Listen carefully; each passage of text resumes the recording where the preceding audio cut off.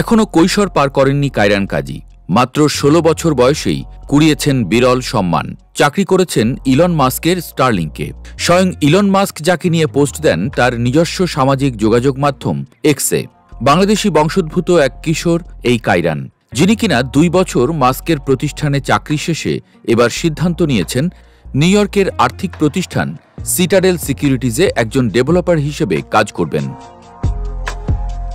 মেধায় মননে পরিপক্ক কায়রানকে নিয়ে প্রতিবেদন তৈরি করেছে Times of India, Business Insider, ফরচুনের মতো গণমাধ্যমগুলো।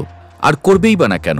সান্তা ক্লারা ইউনিভার্সিটি থেকে কম্পিউটার সায়েন্স ও ইঞ্জিনিয়ারিংয়ে ডিগ্রি নেওয়া কায়রানের ঝুলিতে রয়েছে অনন্য সব রেকর্ড।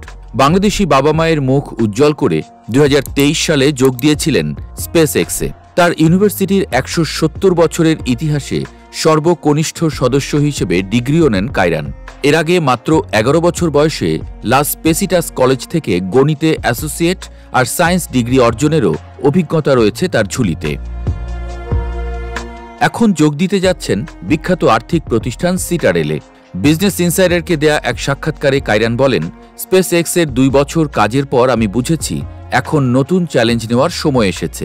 কোয়ান্টিটেটিভ ফাইন্যান্সে এআই গবেষণায় জটিলতা আছে, তবে ফলাফল পাওয়া যায় আরও দ্রুত। সিটাডেল সিকিউরিটিজে আমি কয়েকদিনের মধ্যেই কাজের প্রভাব দেখতে পারব। কিন্তু কেবল পড়াশোনাতেই নয়, নেতৃত্বের জায়গাতেও তিনি ছিলেন এগিয়ে। স্টুডেন্ট গভর্নমেন্টে সিনেটর হিসেবে দায়িত্ব পালন করেছেন, নানা উদ্যোগে অংশ নিয়েছেন, ছাত্র নেতৃত্বাধীন প্রকল্পগুলোকে সামনে এগিয়ে নিয়েছেন।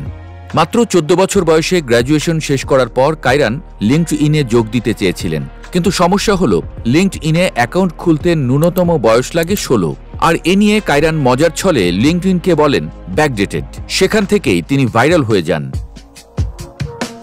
২০২৩ সালে ভোগ ম্যাগাজিনকে দেয়া এক সাক্ষাৎকারে কায়রান বলেন, বয়সের কারণে বারবার প্রত্যাখ্যাত হতে হয়েছে তাকে।